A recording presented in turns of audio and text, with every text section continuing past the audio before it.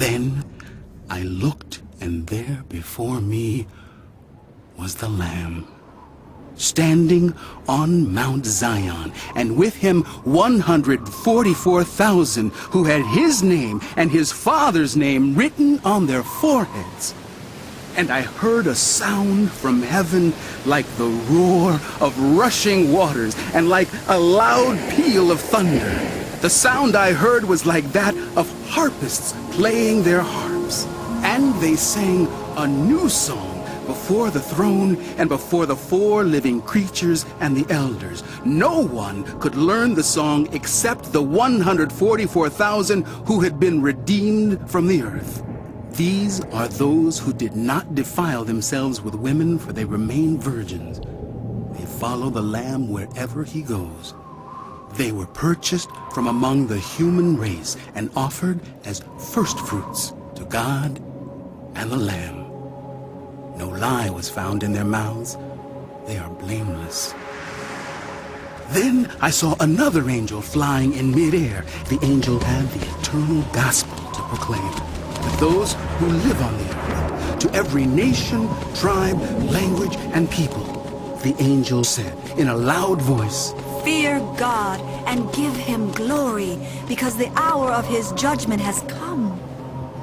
Worship him who made the heavens, the earth, the sea, and the springs of water." A second angel followed and said, Fallen! Fallen is Babylon the Great, which made all the nations drink the maddening wine of her adulteries. A third angel followed them and said in a loud voice, "If anyone worships the beast and its image and receives its mark on their forehead or on their hand, they too will drink of the wine of God's fury, which has been poured full strength into the cup of his wrath.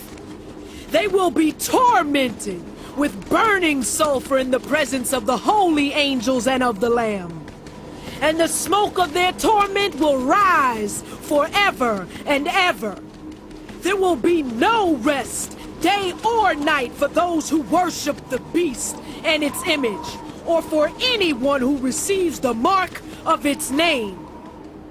This calls for patient endurance on the part of the people of God who keep his commands and remain faithful to Jesus. Then I heard a voice from heaven say, "Write, blessed are the dead who die in the Lord from now on." Yes, says the Spirit. they will rest from their labor, for their deeds will follow them. I looked, and there before me was a white cloud, and seated on the cloud was one like a son of man, with a crown of gold on his head and a sharp sickle in his hand.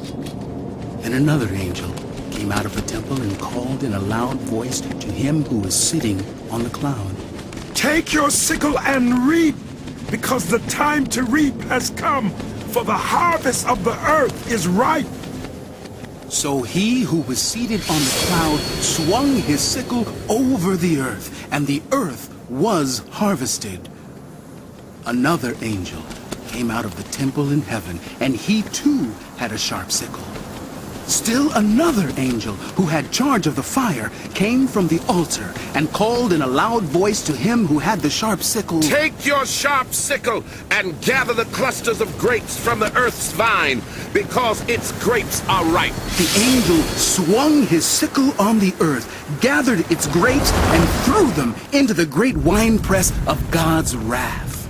They were trampled in the winepress outside the city, and blood flowed out of the press, rising as high as the horses' bridles for a distance of 1,600 stadia.